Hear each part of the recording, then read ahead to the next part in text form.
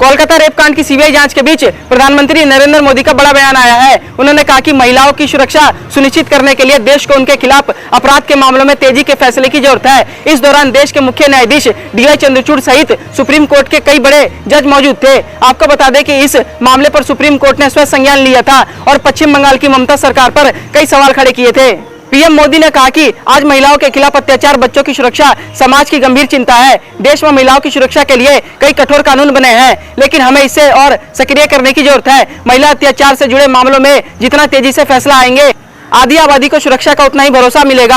आपको बता दें कि प्रधानमंत्री नरेंद्र मोदी ने भारत के सर्वोच्च न्यायालय की स्थापना के 75 वर्ष पूरे होने के उपलक्ष्य में टिकट और सिक्के का अनावरण किया है। उन्होंने सभा को संबोधित करते हुए बातें कही हैं। प्रधानमंत्री नरेंद्र मोदी ने कहा, न्याय में देरी को खत्म करने के लिए बीते एक दशक में कई स्तर पर काम हुए हैं। पिछले 10 वर्षों में देश के न्यायिक बुनियादी ढांचे के विकास के लिए लगभग 8,000 करोड़ रुपए खर्च किए हैं। पिछले 25 साल में जितनी राशि न्यायिक बुनियादी ढांचे पर खर्च की गई है, उसका 75% पिछले 10 वर्षों में ही हुआ है। पीएम मोदी ने कहा, हमारे लोकतंत्र में न्यायपालिका संविधान की संरक्षक मानी गई है। ये अपने आप में एक बहुत बड़ी जिम्मेदारी है। हम संतोष के साथ कह सकते हैं कि हमारी सुप्रीम कोर्ट, हमारी न्यायपालिका ने इस जिम्मेदारी का बखूबी निर्वहन प्रयास किया है। आजादी के बाद न्यायपालिका ने न्याय की भावना की रक्षा की। जब जब देश की सुरक्षा का प्रश्न आया, तब तक न्यायपालिका ने राष्ट्र के हित को सर्वोपरि रखकर भारत की एकता की रक्षा की है। उन्होंने कहा कि सुप्रीम कोर्ट के 75 वर्ष केवल एक संस्था की यात्रा नहीं है, यह यात्रा है भारत के संविधान और संवैधानिक मूल्यों की।